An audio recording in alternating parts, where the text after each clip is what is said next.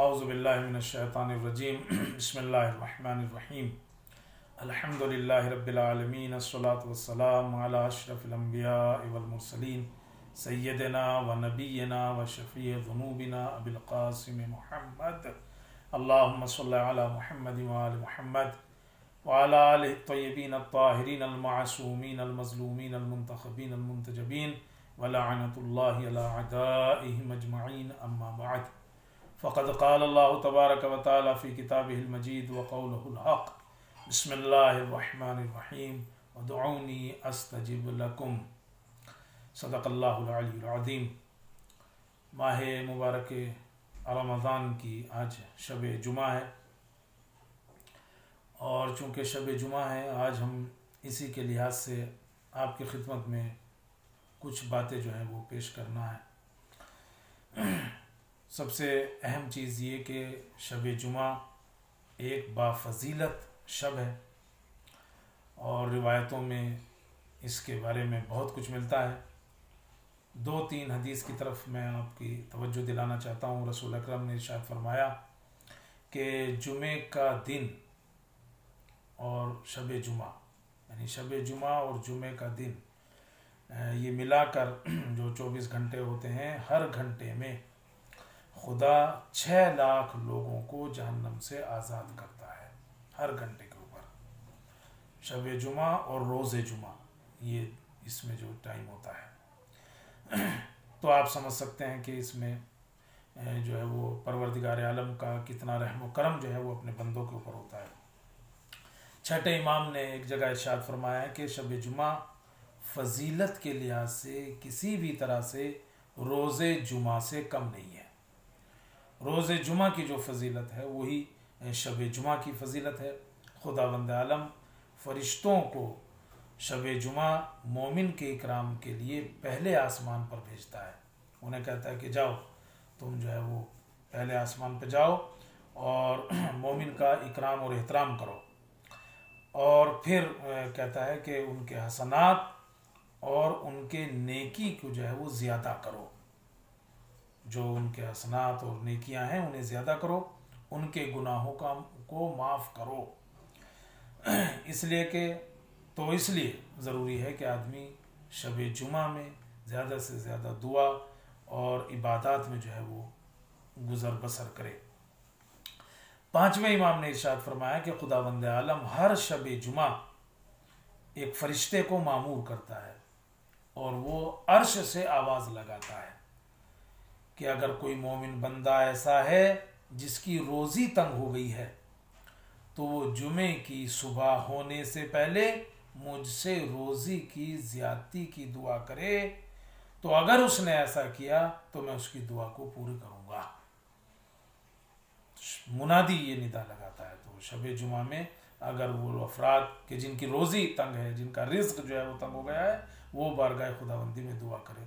सुबह होने से पहले पहले खुदा उनकी दुआ को जो है कबूल करेगा। और फिर वो आवाज़ लगाता है अगर कोई बीमार है और वो चाहता है कि उसे शफा मिले, तो अगर वो दुआ करता है तो उसे जो है वो शफा मिलेगी सुबह के तुलू होने से पहले पहले। वो जो है वो उसकी बीमारी दूर होगी मसलन।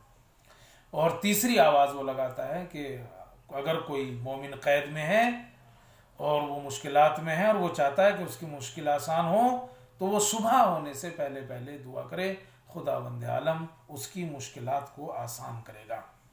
और फिर फरमाया ये फरिश्ता मुसलसल सुबह होने तक ये दुआ करता रहता है। तो शब जुमा में जो है वो आदमी अपनी बीमारी से शिफा के लिए दुआ करे। अगर जो है वो कैद में है, मुश्किलात में है, तो अपनी उन मुश्किलात की दूरी के लिए जो है वो दुआ करे। अगर रिस्क जो है वो तंग हो गया है तो उसमें इजाफे के लिए जो है वो दुआ करे। शब जुमा में कहते हैं कि सुबह के तुलू होने से पहले पहले अगर दुआ करता है तो परवरदिगार आलम उसकी दुआ को जो है वो सुनता है। तो ये शब जुमा की अहम तरीन जो है वो फजीलतें हैं जो रिवायात में बयान हुई हैं। हत्ता के रिवायत में है कि शब जुमा जब आती है तो दरिया की मछलियाँ जो हैं वो अपने सरों को बाहर निकालती हैं दरियाओं से, और जंगल के जानवर जो हैं वो अपनी गर्दनों को आसमान की तरफ जो है उठाते हैं और कहते हैं कि खुदाया लोगों के गुनाहों की वजह से हम पर अजाब ना कर। क्यों वो शब जुमा में करते हैं? क्योंकि उनको मालूम है कि शब जुमा में परवरदिगार आलम की रहमत जो है वो आम है और वो इस शब में दुआओं को जरूर सुनता है। और फिर शब जुमा खुद उन औकात में से है, उन टाइम में से है कि जिनके लिए कहा गया कि अगर शब जुमा में आदमी दुआ अगर करता है तो उसकी दुआ पूरी होती है। और फिर अगर शब जुमा माह रमज़ान मुबारक की शब जुमा हो तो क्या कहने, जैसा कि हम जो है वो आजकल माह मुबारक के रमज़ान में हैं, तो इसकी अहमियत जो है वो और बढ़ जाती है। तो बहरहाल दो लफ्ज़ों में खुलासा करके कहा जा सकता है कि ये जो है वो दुआ और इबादत की जो है वो शब है।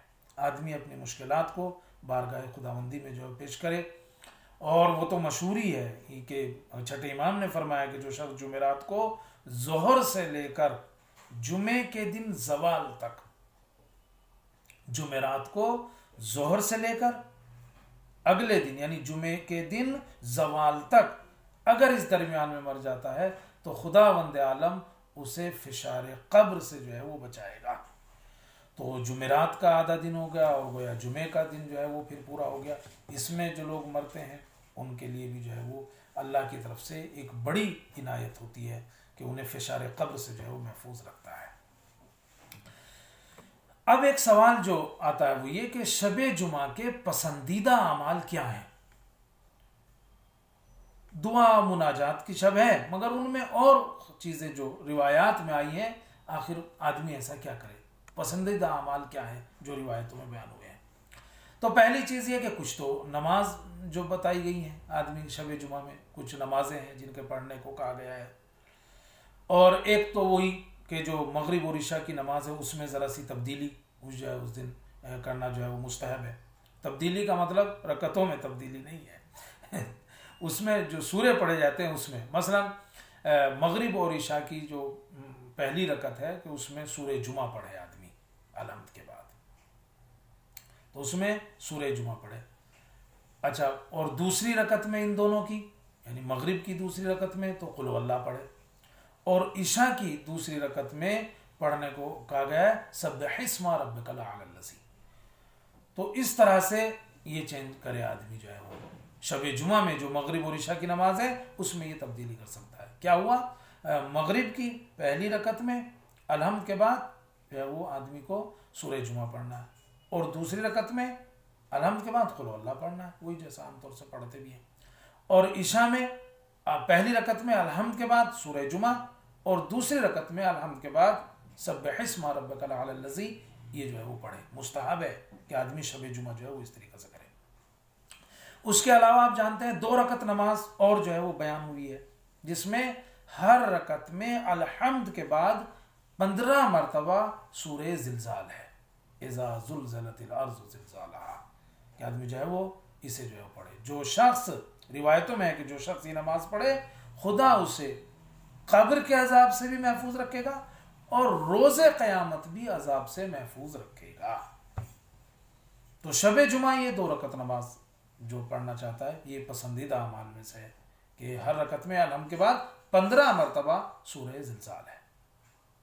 तीसरी चीज पसंदीदा अमाल में से जो शब जुमा में है कि ज्यादा से ज्यादा तस्बीहात अरबा पढ़ा। देखिए ये वो चीज है कि जो याद करने की जरूरत नहीं है, आदमी के जहन में है, सभी पढ़ते हैं, सबको मालूम है। सुबहानल्लाहि वल्हम्दुलिल्लाहि वला इलाहा इल्लल्लाह वल्लाहु अकबर।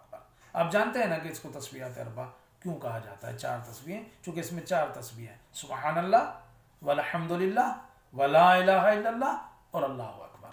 तो ज्यादा से ज्यादा जो है वो तस्बीहात अरबा पढ़े शब जुमा में। और शेख तूसी अलैहिर्रहमा ने एक जगह लिखा है कि जुमेरात के दिन के आखिरी हिस्से से लेकर, यानी जरूरी नहीं है कि पूरी रात ही हो जाए, जुमेरात के दिन में आखिरी हिस्से से लेकर, दिन के आखिरी हिस्से से लेकर ज्यादा से ज्यादा जो है वो आदमी इस्तिग़फ़ार करे। तो ये जरूरी नहीं है कि भाई शब जुमा में नमाज ईशा के बाद से मसला जो नहीं, ज्यादा से ज्यादा इस्तिग़फ़ार करें दिन के आखिरी हिस्से से। अभी आप कह सकते हो कि जोहर के बाद मसलन जो है वो या असर की नमाज के बाद से दिन का जो है वो आखिरी हिस्सा जो है वो माना शुमार किया जाता है। तो तीसरी चीज़ थी कि तस्बीहात अरबा और इस्तिग़फ़ार जो है वो आदमी ज़्यादा से ज़्यादा शब जुमा में करे, और ख़ास तौर से माह मुबारक रमज़ान की शब जुमा में इसका ध्यान रखें। चौथी चीज़, कुछ ख़ास सूरे उनकी तिलावत का जिक्र हुआ है। वैसे तो कुरान मजीद आदमी जो भी पढ़ेगा, जहाँ से पढ़ेगा उसको सवाब मिलेगा ही, लेकिन कुछ ख़ास सूरे शब जुमा में पढ़ने की ताकीद हुई है। जैसे सूरह बनी इसराइल, सूरह इसरा भी इसको कहते हैं, सूरह मेराज भी आप कह सकते हो। सुब्हानल्लज़ी अस्रा बिअब्दिही, शब जुमा में इसे पढ़ने की ताकीद हुई है। सूरह कहफ की ताकीद हुई है। अलिफ लाम मीम सजदा की ताकीद हुई है। सूरह यासीन की जो है वो ताकीद हुई है। सूरह स्वाद की जो है वो कि आदमी उसे पढ़े। सूरह अहकाफ की, सूरह वाक़या, हाम मीम सजदा, सूरह जुमा, तो इन सूरों को पढ़ने की। और जाहिर सी बात है अभी अगर सारे सूरे जो है वो नहीं पढ़ सकता है तो सूरह इक़रा और सूरह वाक़या और सूरह कहफ इनको तो कम से कम पढ़े। तो इन सूरों के पढ़ने की ताकीद हुई है। आप देखें सूरह वाक़या तो वैसे भी आदमी जो है वो मगरिब के बाद जो है, मगरिब उशा के बाद जो है वो हर रोज़ पढ़ने की ताकीद हुई है, लेकिन शब जुमा में इसे पढ़ने की ख़ास ताकीद जो है हुई है। छठे इमाम से एक रिवायत है कि जो शख्स सूरह बनी इसराइल को यानी वो सूरह इसरा को पढ़े वो उस वक्त तक नहीं मरेगा जब तक कि वो इमाम असर की ज़ियारत ना करे। अल्लाहुम्मा सल्ली अला मुहम्मद व आले मुहम्मद, यानी किसी ना किसी तरह से उसे इमाम असर की जो है वो ज़ियारत होगी और वो इमाम असर के असहाब में से शुमार होगा। शब जुमा में अगर कोई शख्स क्या पढ़ता है, सूरह इसरा पढ़ता है तो। और मुस्तहब है कि चौथी चीज़ मुस्तहब है कि शब जुमा में सुबहान अल्लाह वल्लाहु अकबर और ला इलाहा इल्लल्लाह इनकी ज़्यादा से पढ़े। वो तो तस्बीहात अरबा थी अपनी जगह, लेकिन उसके अलावा इसकी भी ताकीद हुई है। सुबहान अल्लाह वल्लाहु अकबर और ला इलाहा इल्लल्लाह कहते हैं कि ज़्यादा से ज़्यादा जिक्र करे। तो आदमी अगर एक तस्बीह पढ़ रहा है, दो तस्बीह इन जिक्र की कर रहा है, ये वो है कि जो हर आदमी को जो है वो याद है। तस्बीहात अरबा ही में से हैं, मसलन सुबहान अल्लाह एक हो गया, वल्लाहु अकबर दो हो गए, और जो ला इलाहा इल्लल्लाह, मगर इसमें जो है वो तीन जिक्र हुए हैं का इनकी भी ज़्यादा से ज़्यादा ताकीद पड़े। शब जुमा के मुस्तहब कामों में से एक काम यह है कि मोमिनीन के लिए ज़्यादा से ज़्यादा दुआ करें। अल्लाह अकबर, आप देखें तो सही, यानी अपने लिए तो दुआ और इस्तग़फ़ार हो सकता है, लेकिन रिवायतों में यह भी है कि मोमिनीन के लिए ज़्यादा से ज़्यादा दुआ जो है वो करें। शहजादी फातिमा से ये रिवायत मनक़ूल है कि अगर कोई अपने 10 मोमिन भाइयों के लिए तलब मग़फ़िरत कर रहा है तो खुदा उस पर जन्नत वाजिब कर देता है। 10 मोमिन भाइयों के लिए, यानी खुद अपने अपने बारे में ना सोचे, दूसरे मोमिन भाई जो हैं उनके लिए भी जो है वो ज़्यादा से ज़्यादा दुआ इस्तग़फ़ार करे और जन्नत का मुस्तहक़ हो सकता है। ये शहजादी की तरफ से रिवायत थी। छठी चीज़, शब जुमा में मुस्तहब है ज़्यादा से ज़्यादा सलवात पढ़े। अल्लाहुम्मा सल्ली अला मुहम्मद व आले मुहम्मद। रिवायत में है कि ज़्यादा सलवात भेजना शब जुमा में 1000 नेकी लिखी जाएंगी, 1000 गुनाह मिटाए जाएंगे और 1000 दर्जात जो है वो उसके बुलंद हो गए अगर कोई जो है वो शब जुमा में सलवात जो है भेजता है तो ज़्यादा से ज़्यादा। तो अभी आप देखो तस्बीहात अरबा है, सलावात है, ये वो चीज़ें हैं कि कुछ सूरे हैं कि जो हर आदमी को याद ही हैं, या कुछ सूरे वो हैं कि जिन्हें आदमी पढ़ सकता है, इतने लंबे भी नहीं हैं, तो आदमी जो है वो शब जुमा में इन चीज़ों को ख़ास तौर से ध्यान दे। ये पसंदीदा आमाल में से है। छठे इमाम से एक रिवायत है जिसमें आपने इरशाद फरमाया कि जुमे की जब असर आती है ना तो आसमान से मलाइका नीचे आते हैं और उनके हाथों में सोने का जो है वो कलम होता है और चांदी के जो है वो कागज होते हैं, वरक होते हैं, और वो उस पर मगरिब तक सिवाय सलावात पढ़ने के सवाब के और कुछ नहीं लिखते। सलावात का सवाब जो है वो उसके ऊपर लिखते हैं। तो आदमी अगर कुछ नहीं कर रहा है तो भाई कम से कम जो है वो सलावात ही पढ़ता रहे। शब जुमा में इसका अपना जो है वो सवाब है। इसी तरह मुस्तहब है कि शब जुमा में जो दुआएं वारिद हुई हैं उन्हें जो है वो आदमी पढ़े। एक छोटी सी दुआ ये है कि जो शख्स शबे जुमा को ईशा के नाफले के आखिरी सजदे में, ईशा का जो नाफला है उसके आखिरी सजदे में, 2 रकत नमाज नाफला है ईशा के बाद बैठ के जो है वो पढ़ी जाती है, कि कहते हैं उसके आखिरी सजदे में 7 मरतबा ये दुआ जो है वो पढ़े, और कहते हैं कि अगर ये दुआ खत्म होने से पहले उसकी जो है वो उसे अल्लाह माफ कर देगा। अब आप देखो, बल्कि कहते हैं कि अगर हर रात पढ़े तो बेहतर है, लेकिन शब जुमा को अगर नमाज ईशा के का जो नाफला है उसके आखिरी सजदे में, और वो दुआ भी बहुत सभी को याद है, मैंने इसीलिए इस दुआ को जो है वो लिखा है, अल्लाहुम्मा इन्नी असअलुका बिवजहिकल करीम व बिस्मिकल अज़ीम अन तुसल्ली अला मुहम्मदिन व आलि मुहम्मद। तो ये आखिरी सजदे में 7 मरतबा पढ़ने, 7 टाइम। अच्छा, शब जुमा है तो दुआए कुमैल आदमी पढ़े, आदमी खुद नहीं पढ़ रहा है तो आजकल तो अभी दुआ लगा ले, उसको जो है वो सुन ले। और शब जुमा में यह है कि अशार ना पढ़े, इसकी ज़रा कराहियत है। कहते हैं कि रोज़ेदार के लिए, मुहरिम के लिए जो हालत इहराम में हो, और जो हरम में है, और जुमे के दिन और शब जुमा अशार का पढ़ना मकरूह है। रावी ने इमाम से पूछा था चाहे वो अशार हक ही क्यों ना हो, आपने फरमाया हाँ। जाहिर सी बात है, चूंकि उनमें कुछ ज़्यादा गुलू होता है, ज़मीन से की बात आसमान से मिला दी जाती है, इसलिए जो है वो थोड़ा सा ताकीद की गई है कि इनसे जो है वो बचे। लेकिन इसमें इस कराहियत भी ख़त्म हो जाती है अगर वो अशार आइम्मा अहले बैत अलैहिस्सलाम की शान में है। तो आदमी अगर आइम्मा अहले बैत अलैहिस्सलाम की शान में जो अशार है उन्हें पढ़ रहा है शब जुमा में या मस्जिद में भी, जैसा है कि अशार पढ़ना मकरूह है, उनको जो है वो पढ़ सकता है, उसमें कोई हर्ज नहीं है। अच्छा, और इसमें कुछ अहम बात आप जानते हैं कि जैसे मुर्दों के लिए सदका, उनके लिए हदिया, उनके लिए कुरान का पढ़ना, इसमें जो है वो इसकी बहुत ताकीद जो है वो मिलती है कि आदमी शब जुमा में उनके लिए इसकी जो है वो इसका ज़्यादा से ज़्यादा एहतमाम करे। वैसे तो आप जब भी पढ़ेंगे उनके लिए कोई कुरान का कोई सूरा पढ़ के उन्हें जो है वो बख्शेंगे, हदिया करेंगे, तो उसका सवाब जो मिलेगा। लेकिन आप देखो खुद शब जुमा में अगर उसके लिए सारे काम किए जाएं, उसके लिए सदका दिया जाए, उसके लिए कोई सूरा पढ़ के जो है वो हदिया किया जाए, तो इस शब जुमा उनकी कब्रों के ऊपर जो है वो जाया जाए, उसको कब्र के ऊपर जो है वो हाथ रख के 7 मरतबा सूरह इन्ना अंज़लना पढ़ा जाए, तो इसका सवाब अलग ही हो जाता है, इसका सवाब जो है वो अलग हो जाता है बिल्कुल। मैं आपको एक जल्दी से एक छोटा सा वाक़या जो है वो सुनाता हूँ। एक बुजुर्ग आलिम कहते हैं कि मैं अपने दोस्त के साथ जो है वो जमकरान गया था। जमकरान आप जानते हैं ईरान में जो है वो जगह है कि जो इमाम ज़माना से मंसूब है, और मंगल के दिन वहाँ एक बड़ा मजमा जो है वो होता है। वो कहता है मैं अपने दोस्त के साथ गया था, पुराने ज़माने की बात है, का रात काफ़ी हो गई, हम उसने सोचा कि चलो वापस होते हैं। कुम टैक्सी का इंतज़ार कर रहे थे, तो एक ड्राइवर जो है वो, एक टैक्सी आई, तो उसका ड्राइवर हमें बड़ा नेक सा लगा, हम उसमें जो है वो बैठ गए। तो उसने पूछा कहाँ जाना है, तो कहा मेरे दोस्त ने कहा कब्रिस्तान जाना है, यानी अब जो वादिउस्सलाम कब्रिस्तान है, कहाँ वहाँ जाना है। कहा ठीक है। चूँकि रात का टाइम था, उस वक्त दरवाजे बंद हो जाते थे, तो उसने कहा ठीक है चलो चलते हैं, वो वहाँ का जो आदमी है वो मेरा जान पहचान का है, दरवाज़ा मैं खुलवा दूंगा उससे।